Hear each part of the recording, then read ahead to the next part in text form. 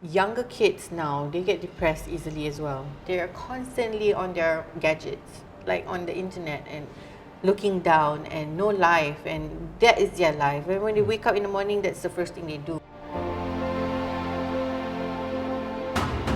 Teenagers, I mean, that's a whole other level when they lock themselves in the room for hours on end on their phones and on the internet. Yeah, really, I mean, God knows what they're doing, right?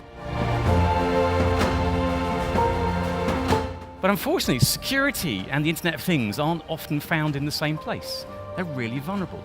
And we see huge problems with people's personal data, their privacy being invaded, and maybe even their data being locked up and encrypted because IoT manufacturers don't spend enough time looking at security.